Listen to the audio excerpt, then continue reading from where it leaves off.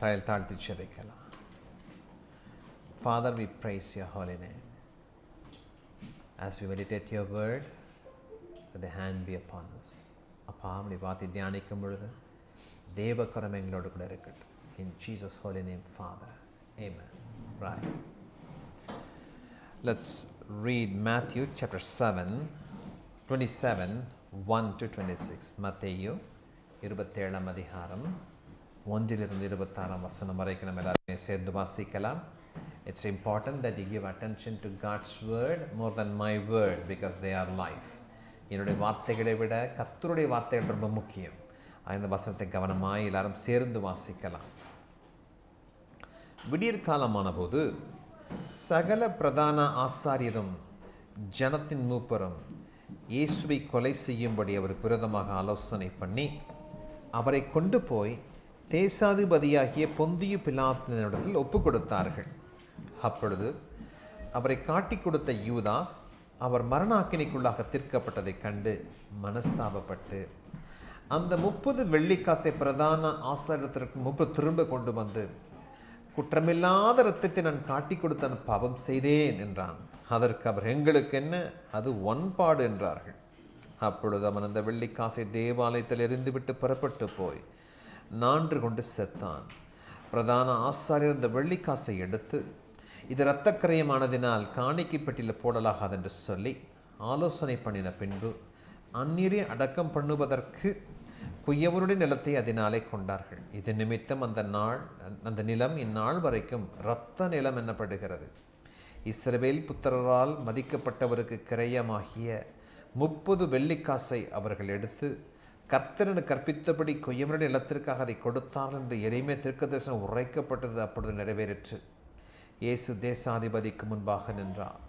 தேசாதிபதி அவரை நோக்கி, நீ யூதருடைய ராஜாவா என்று கேட்டான். அதற்கு இயேசு, நீர் சொல்லுகிறபடிதான் என்றார்.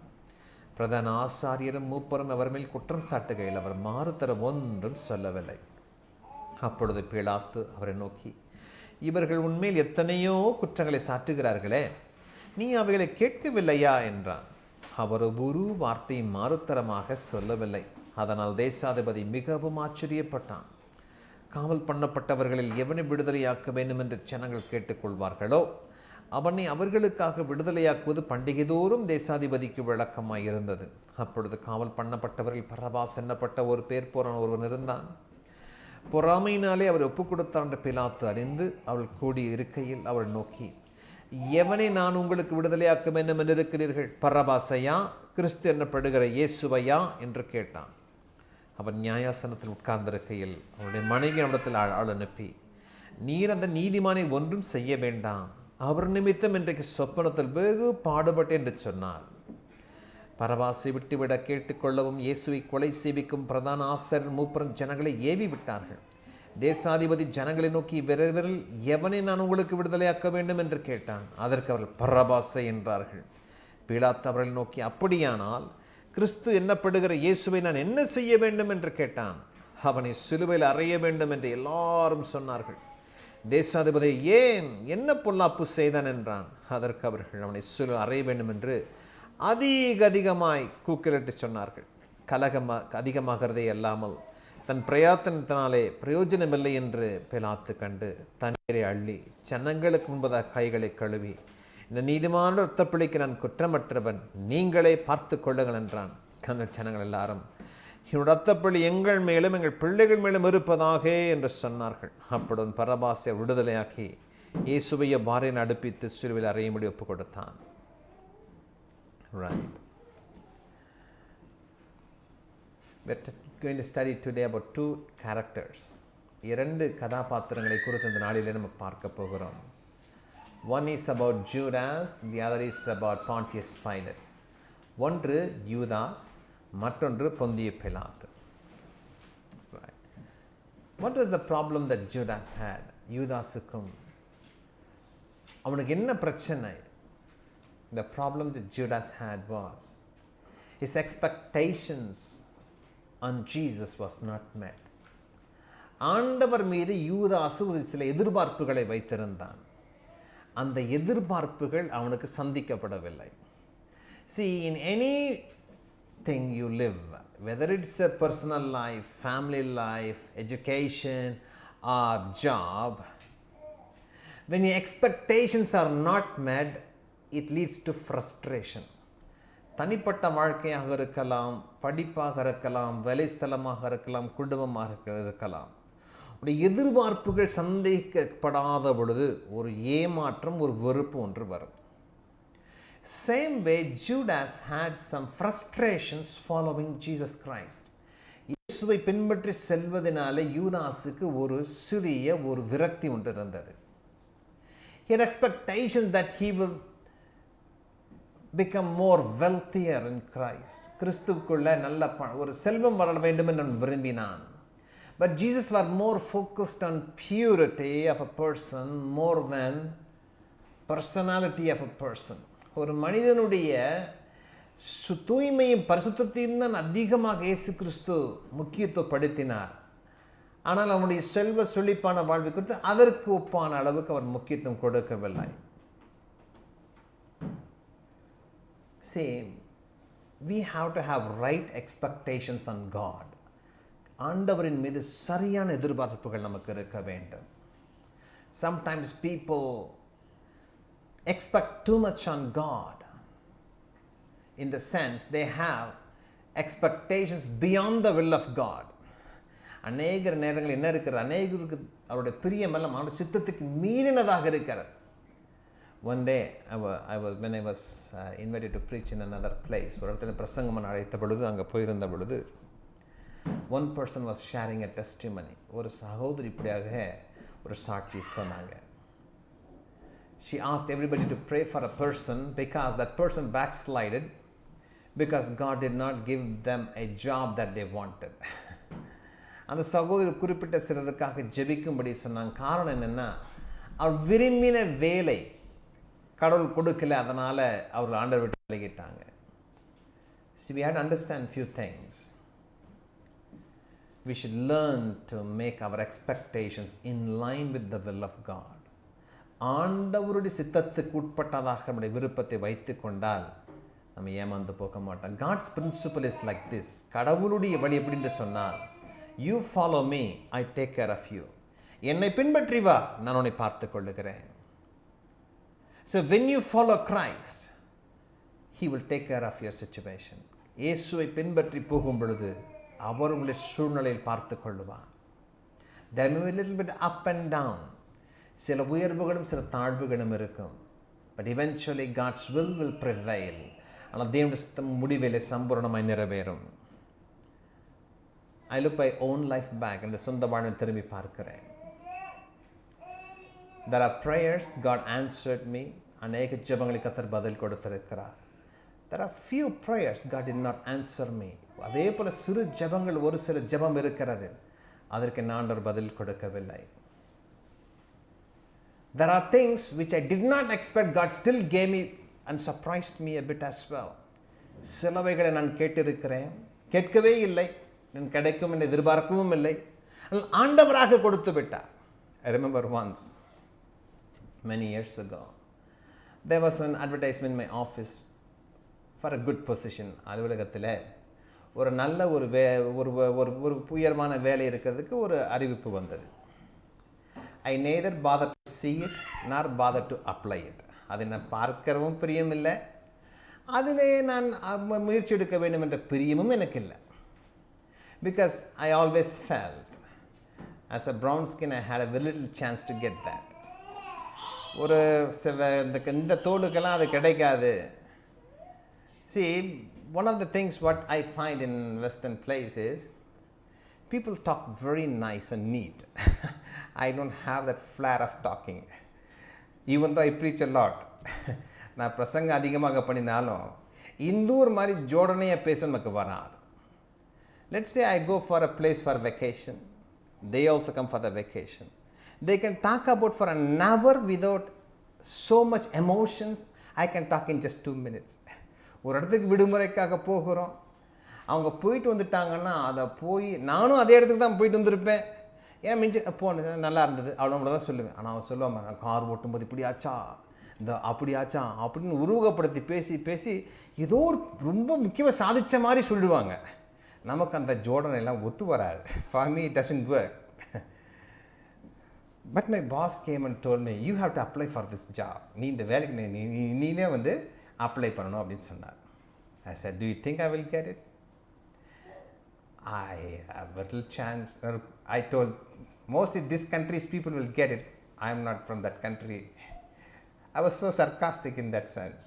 நான் சொன்னேன், இந்த குறிப்பிட்ட தேசத்தை உள்ளவங்க போட்டால் தான் வரும், எனக்கெல்லாம் கிடைக்காது. ஆனால் நான் போட மாட்டேன். He was laughing. He was from the same country. அவனும் அதே தேசத்தை சார்ந்தவர் தான். சிரித்து கொண்டு, you just simply apply. Everything will be okay. நீ ஜஸ்ட் சும்மா அப்ளை பண்ணுப்பா, அவ்வளோ சரியாக போயிடும். So I wrote an application. I was so full of faith I will not get that job. I made my conditions 1, 2, 3. எனக்கு எவ்வளோ விசுவாசம் பாருங்க. சில விசுவாசம் சொல்ல விசுவாசமே எனக்கு இல்லை, அந்தளவுக்கு குறைஞ்சி போனதுனால எனக்கு இதெல்லாம் கொடுத்தா தான் நான் வருவேன். எனக்கு கிடைக்காத விட்டுட்டேன். Then suddenly after a week they said, well, this job is yours. ஒரு வாரம் கழிச்சு இந்த வேலை உன்னோடு தான் கொடுத்தேன். I was surprised. I never prayed for it. நான் அதுக்கு ஜெபிக்கவே இல்லை. Nor I desired that job. அந்த வேலை வேணும்னு ஆசைப்படவும் இல்லை. It's beyond me and I never bothered about it. அது என்னை விட மேலே. God surprised me. ஆண்டவனை ஆச்சரியப்படுத்தினார். And there is one particular prayer I've been praying for more than 18 years. 18 வருஷமாக நான் ஒரு ஜெபத்துக்கு ஜெபித்து கொண்டு வருகிறேன். God never answered until this day. இந்நாள் வரைக்கும் நான் ஒரு பதில் கொடுக்கவே இல்லை. I fasted for that so many days. I cried so much. Yet God did not answer. அதற்காக எத்தனையோ உபவாசித்திருக்கிறேன், எத்தனையோ எழுதிருக்கிறேன், ஆண்டவருக்கு பதில் கொடுக்கல. So accepted that God's will should be that prayer will never be answered. அந்த ஜெபத்துக்கு ஒருபோதும் பதில் கிடைக்காது என்று சொல்லி என்னை மாற்றி அமைத்துக் கொண்டேன். See, we have to understand God knows everything better. நம்ம ஆண்டவருக்கு எல்லாம் சரியானபடி தெரியும் அறிந்து கொள்ள வேண்டும். He knows his wisdom is better than mine. அவருடைய ஞானம் என்னை விட சிறந்த ஞானம் என்று அறிந்து கொள்ள வேண்டும். And whatever he does will be perfect. அவர் எதை செய்தாலும் சரியானபடி செய்வார்.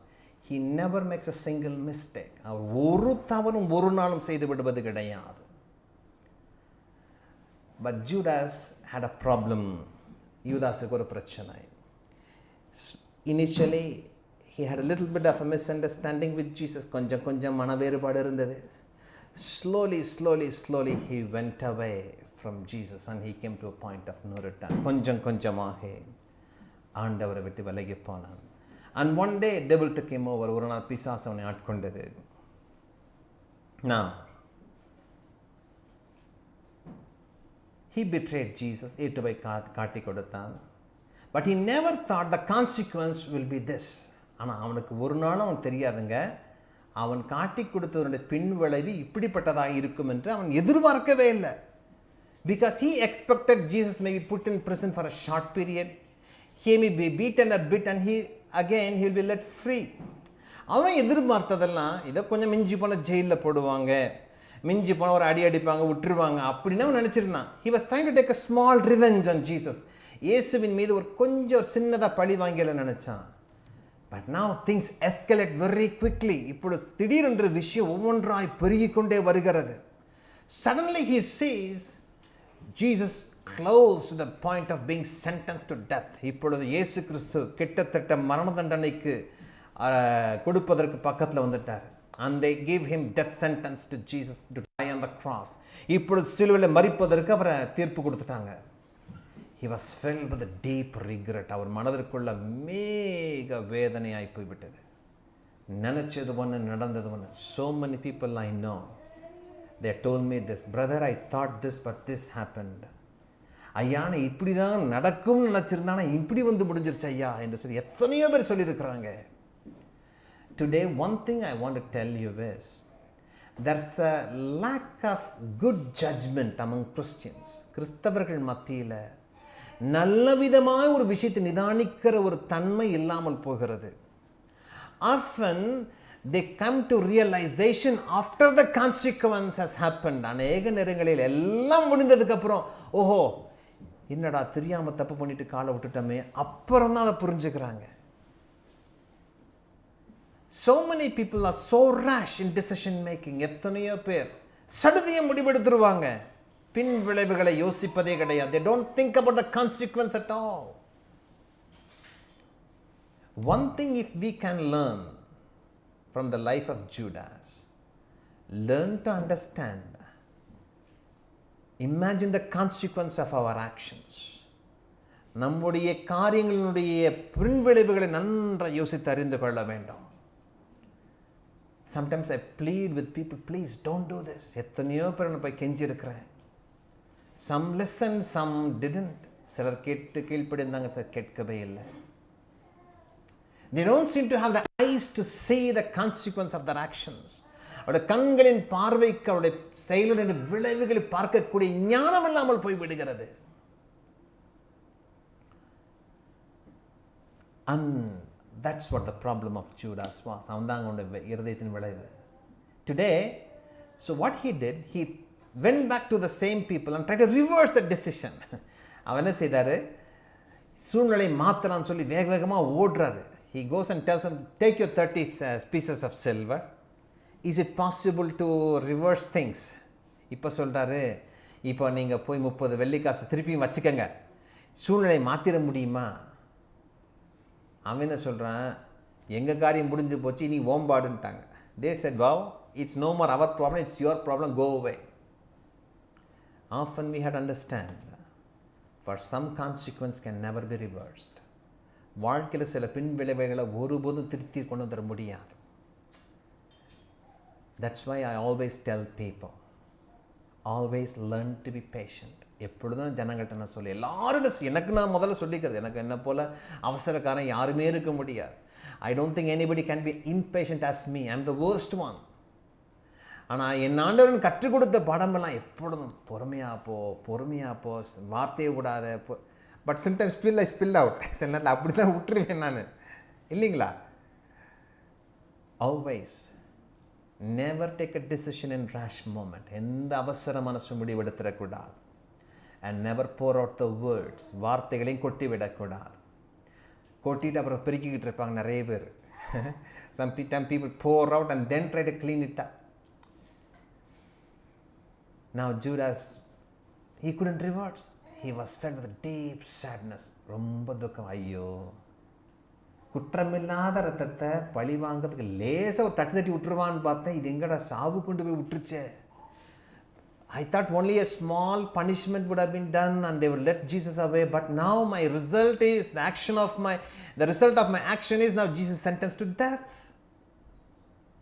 So he wanted to finish his life. அவனுடைய வாழ்க்கையை முடித்துக்கொள்ள அவன் துடித்தான். I've seen so many marriages fail just for this one reason, lack of judgment. அநேக திருமணங்கள் உடைகிறத நான் பார்த்து கொண்டே வருகிறேன். அதுக்கு அடிப்படை காரணம் பின் விளைவுகளை பற்றி யோசிக்காதது. I pleaded with several people in the past. கடந்த கால எத்தனையோ பேர் நான் கெஞ்சிருக்கிறேன். They don't seem to understand the consequence at all. கொஞ்சம் கூட அந்த பின்விளை யோசிக்கிற ஞானமே இல்லாமல் போய் விடுகிறது. And I've seen people struggling throughout their life for the rash decision they took. நான் சிலரையும் பார்த்துருக்கிறேன். அந்த எடுத்த விளைவுகளுக்காக கஷ்டத்தையும் துன்பத்தை சகித்துவரை நான் பார்த்துருக்கிறேன். Yet they justify their errors but never realize the truth. அவங்க தப்பை நியாயப்படுத்த முயற்சிக்கிறாங்களோ ஒழிய நான் செய்ததுக்கு தான் அனுபவிக்கிறேன் அவங்க மனசில் வெளியில் சொல்லி, they think inside, everybody know inside, ஆனால் வெளியே கௌரவமாக காட்டிக்க மாட்டாங்க. One thing I want to tell every one of you, learn patience and teach your children patience. பொறுமையை கற்றுக்கங்க, உங்கள் பிள்ளைகளுக்கு பொறுமையை சொல்லித்தாங்க. இந்த காலத்துலலாம் சின்ன பிள்ளை முளைச்சி 2 இலை உருதுக்குள்ள என்ன கோவம் வருது தெரியுங்களா? The small children, can you know, just the small children. Sometimes when my friends send some WhatsApp videos of small 2-year-old, the anger they have, I'm terrified. சில நேரத்தில் அந்த வாட்ஸ்அப்பில் இந்த 2 வீடியோ அனுப்ப, இந்த 2 வயசு குழந்தை 3, அதுங்களுக்கு இருக்கிற கோபம் ஆத்திரத்தை பார்த்தா என்ன ஆடி போயிடுவேன். இதெல்லாம் வாழ்ந்து எவன் சாக போகிறானோ, எந்த ஆள் சாக போகிறானோ, இந்த பெண்ணு சாக போதோ தெரியலையா, நான் இல்லை அந்த ஆட்டத்தில் நினச்சிக்கிறது நான். The plague of education and financial prosperity leads to high sensitivity and impatience. பொருளாதார ஆசீர்வாதம், படிப்பு, 2 தீமைகளை கொண்டு வரும். ஒன்று, தொட்டதுக்கெல்லாம் முணுக்குன்னு கோபம் வரும். 2வது, பொறுமையே இருக்காது. I remember when my parents scolded me when I was a small boy. They used to be very terrific in their scolding. I felt bad. But today it's not like that. சின்ன வயசுல நல்லா திட்டும்போது, வளரும் பொழுதுலாம் நல்லா திட்டும் பொழுது நமக்கு கொஞ்சம் கஷ்டமாக இருக்கும். ஆனால் இப்போ இருக்கிறதுங்களுக்கு ரொம்ப கஷ்டமாக இருக்குது. Never focus education for your children as primary motive. They will earn money but lose their lives. படிப்பு தான் முக்கியம்னு சொல்லி இப்படி வளர்த்துறாதீங்க. பணம் சம்பாதிக்க முடியும், வாழ்க்கையில் வாழ தகுதி இல்லாமல் போயிடுது அநேகருக்கு. They don't have the social skills to interact with each other. ஒருவரோடு ஒருவர் பழகுவது எப்படின்னு தெரிய மாட்டேங்குது. Now, in the past, there used to be a small circle with individual and family life. குடும்பத்து சின்ன மட்டம் இருக்கும். Today, the circle is expanding and expanding and expanding. Everybody want to be left alone. எல்லாரும் நாங்கள் தனியாக தான் இருந்துப்பேன் கொஞ்சம் நேரத்துக்கு, யாரோட பேசக்கூடாது இல்லையா? 2 நாள் நான் யாரோட பேச மாட்டேன். See, this is not going to help you at all one bit to get closer to God. ஆண்டவரோட நெருங்குவதற்கு ஒரு நாளும் உங்களுக்கு உதவி செய்யாது. This is what Lord taught me. இதான் எனக்கு ஆண்டவர் சொல்லிக் கொடுத்த பாடம். If you love me, you will love my people. என்னை நீ நேசித்தாயா, என்னுடைய பிள்ளைகளை நீ நேசிப்ப. Today Christians are anonymous. அநேக கிறிஸ்தவர்கள் ஏதோ வர்றாங்க, யாரையும் கண்டுக்காமல் கோயிலுக்கு வந்துடுவாங்க. நிறைய கோயிலை பார்த்துருக்காங்க, பேர் அங்கே இருக்கிறவங்களுக்கு யாருங்கன்னே தெரியாது. Nobody knows each other in the church. It may avoid problem. அவங்களுக்கு ஒரு பிரச்சனை வராது இல்லையா? யாரையும் கண்டுக்க மாட்டாங்க, நம்ம போனோமா ஃப்ரீயாக வந்தோமான்னு இருக்கும். But you lose the skills of patience. பொறுமை இருக்காது. One thing this ministry taught me, you know what? Patience. இந்த ஊழியம் எனக்கு கற்றுக் கொடுத்த ஒரு பொக்கிஷனை தெரியுங்களா? பொறுமை. நீங்களாம் திட்டினா கூட வாங்கிட்டு பொறுமையாக உட்காந்துக்கிட்டு இருப்பேன், சிரிச்சுக்கிட்டு இருப்பேன். அந்த மாதிரி ஆகிட்டேன். It helps me a lot in family life. குடும்ப வாழ்க்கைக்கு ரொம்ப உதவியாக இருக்கும். When you deal with your children, it will help you to teach patience. பிள்ளைகளோடு நடக்கும் பொழுது பொறுமையாக இருக்க உதவி செய்யும். நிறைய பேருக்கு பிள்ளைகளோடு எப்படி இருக்குன்னு அவங்களும் தெரிய மாட்டேங்குது. I know so many people get angry and shout at the children and they lose their children eventually. பிள்ளைகளோட போராடும் பொழுது குதிச்சு பிள்ளைகளும் இழந்துருவாங்க, அவங்களும் இழந்துருவாங்க. That's why I always tell, don't live as an island, live as a nation. தீவுகள் போல தனித்தனியாக இருந்துடாதீங்க. ஒரு நேரம் நல்லா இருக்கும், வேற பிரச்சனையை கொண்டு வந்துடும். It may look good but it may bring some other problem. ஆனால் கூடி வாழ்ந்தால் ஜனங்க சும்மா இருப்பாங்கிறீங்களா? Even if it assemble together, do you think everybody will leave us alone? No. சும்மா எல்லாம் ஒரு கருத்து சொல்லுவாங்க இல்லையா? People will come and give an opinion. ஏன்ப்பா இதை சட்டை கொஞ்சம் கசங்கிருக்கு, அயன் பண்ணலையான்னு கேட்பாங்க. அது உடனே கோச்சிக்க கூடாது. ஆமாம் பிரதர், அயன் பண்ணல, முடிஞ்ச அயன் பண்ணி கொடுங்கன்ட்டு போயிடணும். See, we have to, don't get over sensitive. ரொம்பவும் நம்ம உணர்ச்சி வசப்பற்றக்கூடாது. ஐயோ என்னையே தான் சொன்னான். somebody said this, உன்னை பற்றி எவனுமே நினைக்கிறதுலாம் நீ தான் நினச்சிக்கிட்டு இருக்க, உன்னை பற்றி எல்லாமே நினைக்கிறதா நினச்சிட்டு இருக்கிறோம். One person said this, you always think everybody is thinking about you, actually nobody is thinking about you. இல்லைங்களா? நம்ம நிறைய பேர் நினச்சிக்கிறது, ஐயோ என்னை பற்றி தான் நினச்சிட்டு இருக்கிறான், ஐயோ அவனுக்கு இருக்கிற பிரச்சனையே ஜாஸ்தி. He himself has so much of problem. He has no time to think about you. ஏதோ கேட்டமா அப்படி விட்டமான்னு போயிடணும். If you hear something, throw that and go away. நிறைய பேர் அதை போட்டு அசை போடுவாங்க பாருங்க, அசை போட்டு கிறுக்கே பிடிச்சிரும். Do not keep on grinding the same thing. Idli மாமா தான் ஓரளவுக்கு தான் அரைக்கலாம், ரொம்ப அரைச்சிங்கன்னா அது கல் மாதிரி ஆகிப்படும். Even if you make idli flour, make it, you have to take it the right time. If you keep on grinding, it will become like a stone. நீங்கள் நிறைய பேர் வாழ்க்கையில் என்னென்னா, என்கிட்ட learn to ask for forgetfulness from God. கடவுள் மறக்கிறதுக்கு கேளுங்க. I hear something and I forget and keep moving. ஆனால் சில பேருக்கு மறக்கவே முடியாது. பிரதர் 10 வருஷத்துக்கு முன்னாடி நீங்கள் சொன்னீங்க பார்த்தீங்களா, அது இன்னும் என்ன அறுக்குது பிரதர். நிறைய பேர் சொல்லுவாங்க. Learn to forget things. மறக்க நமக்கு பழகிக்கொள்ளணும். Now, finally, what happened to Judas? யூதாஸ்க்கு என்ன நடந்துச்சு? he got so upset on himself. நான் மேலே அவ்வளோ ஒரு கோபம் வந்துருச்சு. ச்சே, what a big blunder I made, என்ன ஒரு தப்பு பண்ணிட்டேன். என்ன பண்ணார்?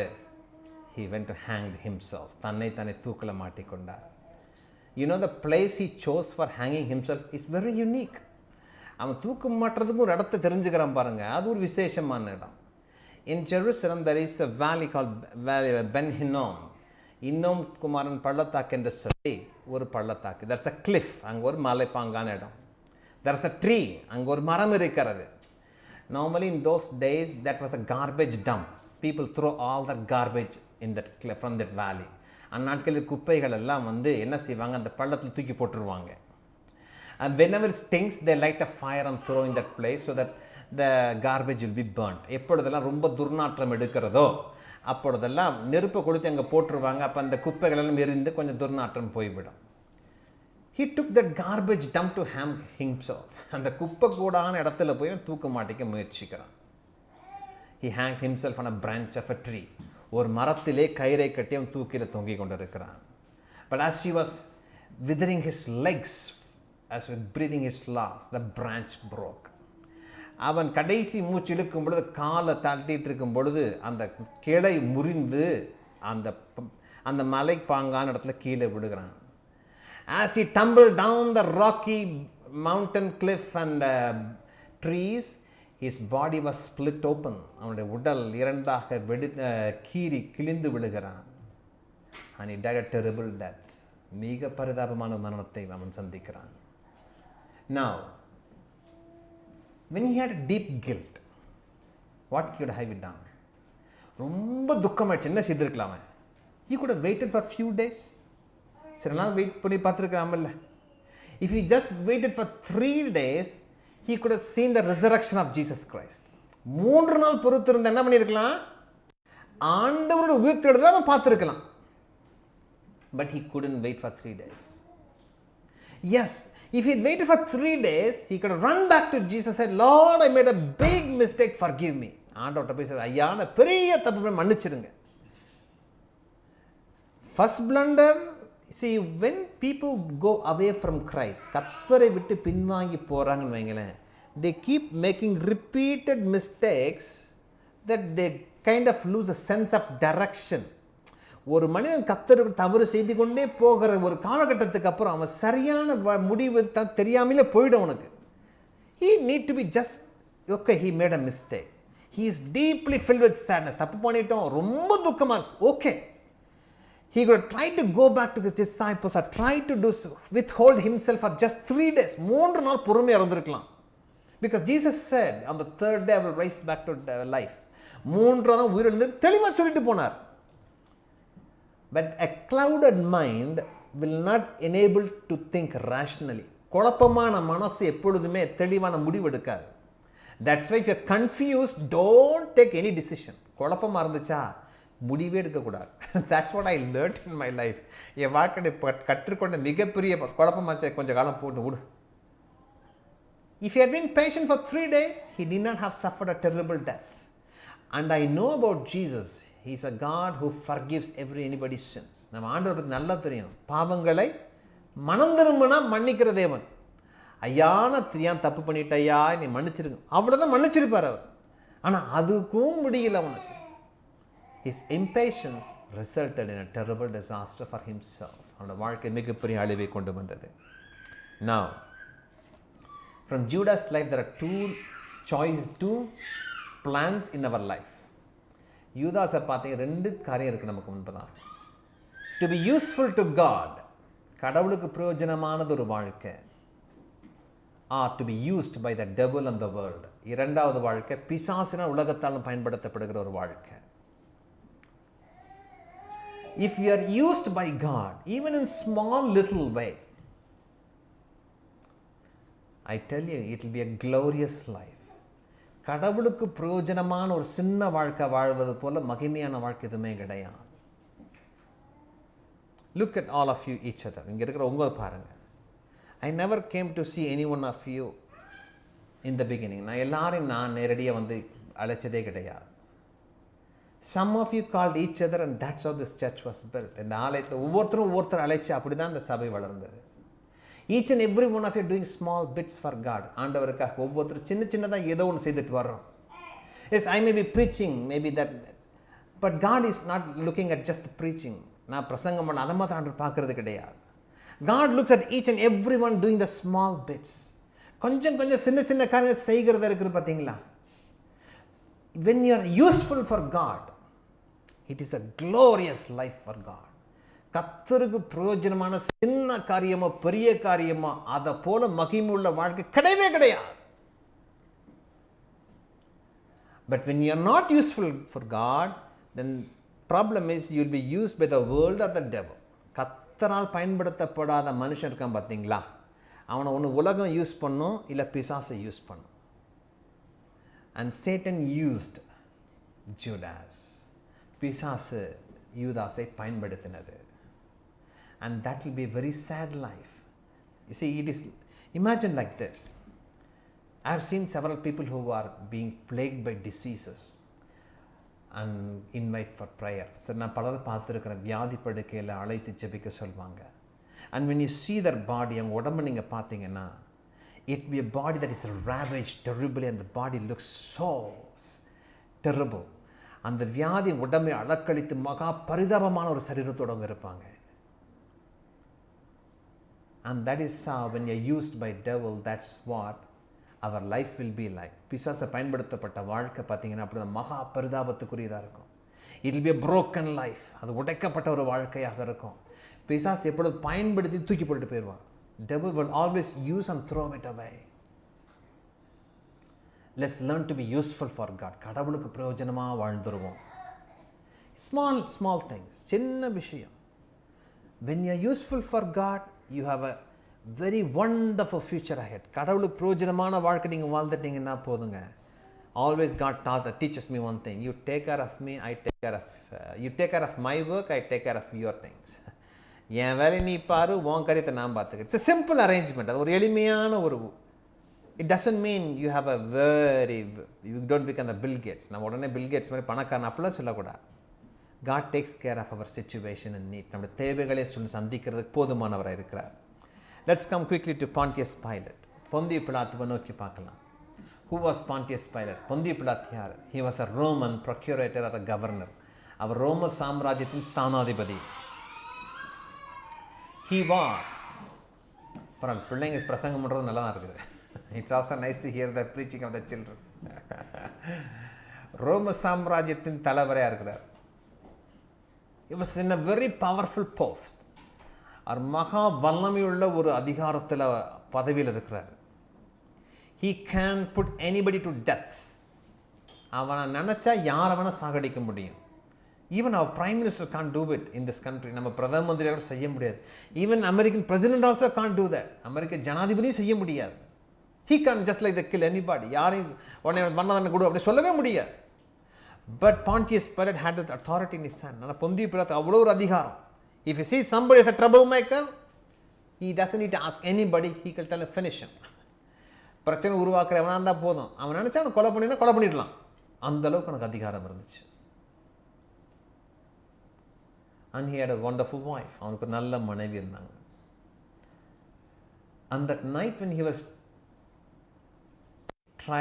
doing the trial of Jesus, his wife was sleeping. அன்னைக்கு இரவிலே இயேசு விசாரிக்கும் பொழுது மனைவி தூங்கிட்டு இருக்கிறாங்க.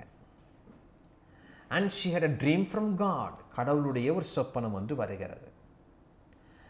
And she wakes up and she sends a note to Pontius Pilate. Do not do anything to this man.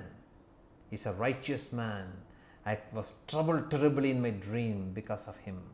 அந்த பொந்திய பிலாத்துனுடைய மனைவி எழுதி அனுப்புகிறா பாருங்க, என்ன அருமையான ஒரு மனைவி. புருஷன் தவறு செய்ய போகிறான், ஆனால் அந்த தவறை தடுப்பதற்கு ஒரு மனைவி கடிதம் எழுதி அனுப்புகிறாங்க. ஐயா, அந்த மனிதனை ஒன்று செய்து விடாத, அவர் ஒரு நீதிமான். Sometimes I see this godly husband, ungodly wife, or a godly wife or ungodly husband. There is sometimes a little bit of a combination problem there. சில நேரத்தில் பார்த்தீங்கன்னா இது ஒரு சின்ன குழப்பம் இருக்கும். The only way to solve this problem is the godly person tries harder and finds God's favor to bring the ungodly person to godly territory. சில குடும்பத்தில் பார்த்தீங்கன்னா ஒன்று தேவபக்தியான புருஷன் இருப்பார், தேவபக்தி இல்லாத மனைவியாக இருக்கும். இல்லை தேவபக்தியான மனைவி இருக்கும், தேவபக்தி இல்லாத புருஷனாக இருக்கும். என்ன செய்யுது, குழப்பம் எப்படி செய்கிறது? ஒரு முறை ஊழியக்காரர் சொன்னார், இது என்ன காம்பினேஷன் எனக்கே புரியும். நானும் ஆயிரக்கணக்கான கல்யாணத்தை பண்ணி வச்சுட்டேன், எங்கே பார்த்தா ஒன்று இப்படி இருந்தால் அப்படி வருது, இது இப்படி இருந்தால் ஒரு ரைட்டு ஜோடியை என்னை பார்க்க முடியலப்பா அப்படின்னு அவர் சொன்னார். See, the only way to solve the problem, ஒரே வழி, தேவபக்தியுள்ள மனைவியோ தேவபக்தியுள்ள புருஷனோ தன்னோட பொறுமையினாலும் தேவனோட போராடி இந்த தேவபக்தி இல்லாதவரை கத்தரில் கொண்டு வருகிற ஒரு பொருள் இல்லைங்களா? எங்கெங்கேயோ போய் ஊழியம் செய்கிறோம். குடும்பத்தில் ஒரு பெரிய ஊழியம் செய்துட்டு அதை விட பெரிய ஊழியம், இதுதான் ரொம்ப கஷ்டமான ஊழியம், அதைத்தான் நம்ம செய்யணும், ரொம்ப போராடி செய்யணும். ஒரு வழி கிடையாது. It's very hard. It's easy to stand preach here, இங்கிருந்து பிரசங்கம் பண்ணிடலாம். ஆனால் குடும்பத்தில் ஈஸி, ஆமாம் தெரியும்ல எங்களுக்குன்றவாங்க இல்லையா? It's not so easy. Try. And that night, Pontius Pilate was on the throne of judgment. நியாய சிங்காசனத்தில் உட்கார்ந்திருக்கிறார். See, the religious leaders in those days had authority to punish people, to put in prison or give them fine. அந்த நாட்களில் இந்த மத தலைவர்களுக்கு நிறைய அதிகாரம் இருந்துச்சு. அவங்க நினச்சா ஜெயிலில் போட்டுடலாம். இன்றைக்கெலாம் கொடுத்தா நல்லா இருக்கும், கோயிலுக்கு வரலையா போட்டு ஜெயிலில் ஒரு 4 நாள். தப்பாக எடுத்துக்கூடாது, எல்லாம் சோகமாக இருக்கீங்கன்னு சொல்லிட்டு இருக்கிறேன் இல்லையா? இன்றைக்கி அப்படிலாம் நமக்கு அப்படிலாம் கொடுக்க மாட்டேங்கிறாங்க சட்டத்தை. ஒழுங்காக ஜெபிக்கல, போடு ஒரு 4 நாள் ஜெயிலில் போடு. In those days the religious leader had such authority. They can put anybody in prison if they find that they have to do it. யாரா தப்பு பண்ண சரியில்லை, உன்னை ஜெயிலில் போடணும், போட்டுருவாங்க. They will make them fine. போடு $2,000 ஃபைனை போடு, put $2,000 fine. They have the authority, you have to pay it. There's no other way. But now the religious leaders want Jesus to be crucified. சிலுவையில் அடித்து கொலை செய்ய வேண்டும் அவங்களுக்கு. So they did not have that authority. மரண தண்டனை கொடுக்கறவங்க கையில் அதிகாரம் இல்லை. So they bring Jesus to Pontius Pilate. பிலாத்துக்கிட்ட கொண்டு போகிறாங்க. Now Pontius Pilate interrogates Jesus. See, a man in such authority, within few conversation he will know whether it is that is right or wrong, whether somebody is really a convict or not. இந்த மாதிரி அதிகாரத்தில் நியாய விசாரணை செய்யணும், சீக்கிரத்தை கண்டுபிடிச்சிருவாங்க, குற்றவாளியா இல்லையான்னு கண்டுபிடிச்சிருவாங்க. They will know whether somebody is right or wrong. ரொம்ப கண்டுபிடிச்சிருவாங்க. So within a short time he realized Jesus was innocent. இயேசு கிறிஸ்து குற்றம் இல்லாதவன் கண்டுபிடிச்சிட்டான். He even goes and asks Jesus, are you a son of God? நீ ஒரு தேவகுமாரனா? Are you a king? நீ ஒரு ராஜாவா? And Jesus tells very plainly, yes, I am the son of God and I am a king. நான் ராஜா தான், தேவனுடைய குமாரன் தான். But you have to know this, my kingdom is not in this world, it's above this world. இந்த உலகத்துள்ள ராஜ்யத்தில் இல்லை என்னோட ராஜ்யம். என்னோட ராஜ்யம் மேலான ராஜ்யம் என்று சொல்லுகிறார். Now Pontius Pilate understood, this man is not trying to build an earthly kingdom, he is more interested in a spiritual kingdom. ஒன்று பொந்தி பிலாத்து தெரிஞ்சிருது, அவருக்கு தேவ ராஜ்யம், பரலோக ராஜ்யம் தான் அவருடைய ராஜ்யமே தவிர இந்த பூமிக்குரிய ராஜ்யத்தை கட்ட வரல. And at the same time he gets a note from his wife. வீட்டம்மாக்கிட்ட ஒரு கடிதம் வருது, ஐயா இந்த மனுஷன் ஒன்றும் பண்ணிடாது, don't do anything to this man. And this man now gets fearful. உடனே பயம் வந்துடுது இல்லையா? என்னடா இது, இப்போ மனுஷனை கொண்டுடலாம், தெய்வ குத்தமாயிட்டா ரொம்ப சிக்கலாக போயிடுது இல்லையா? I can easily destroy a man, but if I'm touching God it's a problem. So Herod, he also know Jesus town was from Galilee. இயேசு கிறிஸ்து எந்த ஊர்லேருந்து வந்தவர்? கலிலேயா பக்கத்திலிருந்து வந்தவர். So he said, okay, he wants to avoid taking decisions. ஏன்னா முடிவு நான் எடுக்க விரும்பலை. என்ன பண்ணுறது? ஏரோது தான் கலிலேயா நாட்டில் இருக்கிற, அவர் தான் அந்த ஏரியாவுக்கு அவர் தான் தலைவர். he was a leader for Galilee and the province of Perea. Until that day Herod and Pontius were enemies to each other. அந்த நாள் வரைக்கும் ஏரோதும் பிலாத்து எப்படிப்பட்டவங்க? எதிரிகள், ஒருவருக்கொரு எதிரியாக இருந்தாங்க. So he sends a note, Herod, there's a man from your town and he is people are accusing him of treason, can you inquire and sentence him? ஐயா ஏரோதுவே, இந்த மனிதன் உங்கள் பகுதியில் வந்திருக்கிறாரு, இவரை நீனே விசாரித்து தண்டனை கொடுத்துறேன்.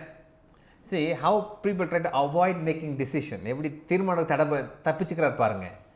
So he sends now Herod was also interested to talk to Jesus. இயேசு கிறிஸ்துவை சந்தித்து பேசுறது ஏரோதுக்கு பிரியம். அன்னைக்கு பார்த்துக்கு அவரும் எருசலேம் வந்திருக்காரு. He has come on that day to Jerusalem. See how things line up against the kingdom of God. தேவராஜ்யத்துக்கு விரோதமாக எப்படி ஒன்றுக்கு கூடி வருது பாருங்க. So now Herod also inquires and talks to Jesus. ஏரோது பேசுகிறார். இப்போ ஏரோது, see that same Herod had put John the Baptist to death. யாரை கொலை செய்தான் ஏரோது? யோவான் ஸ்நானனை வந்த கொலை செய்தான். John and Jesus were cousins to each other. யோவானும் இயேசுவும் யார்? சொந்தக்காரங்க. And he also realized, oh, this man is another man who is a cousin of John. என்னடா இது, இந்த ஆள் நம்ம ஏற்கனவே கொலை செய்தவனோட சொந்தக்காரனாக இருக்கிறானே. And Herod knew John was a righteous man. ஏரோதுக்கு தெரியும் யோவான் பரிசுத்தமான மனிதன். But one day in his drunken nature he gave an offer to his wife. உன்னை குடிபோதையில் மனைவி கிட்ட சொல்கிறார், நீ என்ன கேட்டாலும் தர்றேன். Sometimes men foolishly give that offer to their wives. நீ எது வேணால் கேளு, நான் தர்றேன் அப்படின்ட்டுருவாங்க. அந்த அம்மா இதான் பார்த்துச்சு, எனக்கு யோவாசனம் தலை வேணும்னு. இப்படி ஒரு பொம்பளை நீங்கள் பார்த்துருக்கீங்களா? Have you ever seen a woman asking for a man's head on a plate? I have never seen. One thing I know is men and women can be equally wicked if situation comes. சூழ்நிலை வந்தால் ஆணாக இருந்தாலும் பெண்ணாக இருந்தாலும் துன்மார்க்கத்தில் சளைச்சவங்களாக இருக்க முடியாது.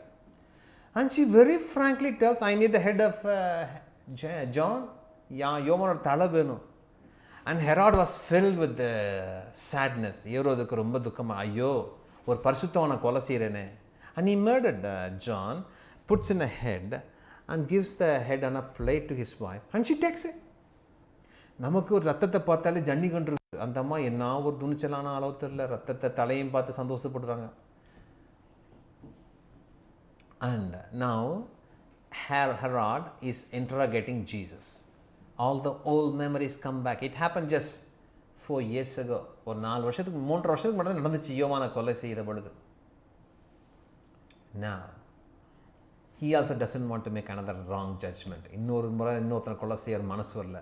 So he said, well, I also don't want to take decision. Herod, it's back to your problem. ஏரோது ஐயா, இதான் ஓம் பிரச்சனை, நீயே பார்த்துக்க, எனக்கு தெரியாது. See now Herod is in a fix. இப்போ ஏரோதுக்கு இக்கச்சக்கமான சூழ்நிலை. ஒரு படம் போட்டிருக்கிறேன் பாருங்கள். எல்லாரும் ஏரோதுக்கிட்ட வர்றாங்க. அடுத்த ஸ்லைடு போட்டிங்கன்னா you can see there is a huge mob outside of Herod's palace. ஏரோதுக்கு அரண்மனைக்கு வெளியில் பெரிய கூட்டம் வந்துருச்சு. See, now there is a problem for Pontius Pilate's job. இப்போ பிலாத்துனுடைய வேலைக்கு பிரச்சனை. See, he is there to make sure that there is peace in the region, no revolt or uprising against the Roman Empire. அவரை ஏனங்க வைத்திருக்கிறார் என்று சொன்னால், அந்த இடத்தில் சமாதானம் உருவாக்கி வைத்துக் கொள்ள வேண்டும், எந்த பிரச்சனையும் வராதபடி பார்த்து கொள்ள வேண்டும். If any problem comes, he is answerable to the emperor. அங்கே ஏதாவது பிரச்சனை சிக்கல் வந்துச்சுன்னா அவர் தான் ராஜாவுக்கு பதில் சொல்லணும். So now the problem is escalating very quickly. பிரச்சனை கிடுகிடுன்னு பெருசாயிட்டே போகுது. All the mob is standing out shouting, put Jesus to death. அவ்வளோ பெரிய கூட்டம் இயேசு சிலுவையில் அறைங்கன்னு சொல்லுது. Pontius Pilate is now having a dilemma. பொந்தி பிலாத்துக்கு மண்டை ஃபுல்லாக ஒரே குழப்பம். என்னடா இது, குற்றமில்லாதவரை கொலை செய்யறதா இல்லை பொது ஜனத்துக்கு சந்தோஷப்படுத்துறதா? Should I kill an innocent man or should I make the people happy? And Pontius Pilate was not a man of God. பொந்தி பிலாத்து தேவ மனுஷன் கிடையாது. When the pressure comes, if you're not a servant of God, child of God, you can't withstand. அழுத்தம் வரும் பொழுது கர்த்தருடைய பிள்ளையாக இல்லாதவர்கள் சோதனை நிற்க முடியாது. That's why I always tell people, when things are going good, cling on to the feet of God. When things are going wrong, that will protect you. அநேகம் சொல்லுவது தான், பிரச்சனை ஒன்றும் இல்லாத பொழுது கர்த்தரை உறுதியை பிடிச்சுக்கோங்க. No life is immune from pain and suffering. எந்த வாழ்வும் பிரச்சனை வராத வாழ்க்கையே கிடையாது உலகத்தில். But if you build your foundations on the rock, when pain comes you will go through it without a problem. ஆனால் நல்லா இருக்கும் பொழுது கண்மலையின் மீது வீட்டை கட்டினீங்கன்னு சொன்னாக்கா காற்று வெள்ளம் வந்தால் வீட்டை ஒன்றும் பண்ணாது. Often people wake up after the event. பிரச்சனை வந்ததுக்கு அப்புறம் தான் ஐயா பிரச்சனை வந்துருச்சு. பிரச்சனை வர்றதுக்கு முன்னாடி எப்படி இருக்கிற? Always I tell people, caution people, few years will be okay. சில வருஷம் எல்லாமே ஸ்மூத்தாக போகும். நீ தொட்டதெல்லாம் பொண்ணாகும். Whatever you touch will be gold. But there will be a time when things will begin to turn. ஆனால் சில சூழ்நிலை வரும், கொந்தளிப்புகள் வரும். If you have not built on the rock in good times, you will never succeed in the bad times. பிரச்சனை இல்லாதப்ப கத்தருக்குள்ள உறுதியான அஸ்திபாரமிட்டு கத்தருக்குள்ளா இல்லாத பொழுது பிரச்சனை வரும்போது உங்களால் நிற்கவே முடியாது. That's what happened to Pontius Pilate. Now he is stuck in a dilemma. என்னடா பண்ணுறது? கடவுளே, ஒரு பக்கம் பொண்டாட்டி தொல்லை, அவள் சொல்கிறா ஐயா ஒன்றும் செஞ்சிடாத. She was very good lady. Pontius Pilate's wife was a good lady. A bad man, good wife. கெட்ட மனிதன், நல்ல மனைவி. And he knew his wife was good. அவன் தெரியும் தான் பொண்டாட்டி நல்லவன் தெரியும், தேவபக்தியான பொண்ணுன்னு தெரியும். So he wanted to listen to her. But the pressure is he can lose his job. அழுத்தம் என்ன? வேலை போயிடும். வேலை மாத்திரம் போகிறது ராஜா தெரிஞ்சு உசிரே போயிடும். If the king knows, he would be even killed by the emperor. Because in those days, such high position, power, authority comes with a very high price. நாட்களில் இந்த மாதிரி மேன்மையான அதிகாரங்கள்லாம் அவ்வளோ ஈஸியாக கிடச்சிடாது. கரணம் தப்பினால் மரணங்கிற மாதிரி தான் அந்த காலத்தில் இந்த மாதிரி வேலையெல்லாம். One small slip, he will be finished in those days. That's the kind of situation it was. Now finally, he buckled into the pressure. அவருக்கு அழுத்தம் தாங்க முடியல. He said, no, okay. Instead of, when you sit on a judgment throne, a judge has to be righteous. நியாய தீர்ப்பில் ஒரு நீதிபதி உட்கார்ந்திருக்காருன்னா கூட்டத்துக்கு ஏற்ற மாதிரி சொல்ல முடியாது இல்லையா? You can't give way to public sentiments. A judge has to be going by the law. He can't listen to public sentiment and tell, okay, this is right, that is wrong. ஒரு நீதிபதியாக இருக்கிறவர் சட்டத்தின்படி தான் தீர்ப்பு செய்ய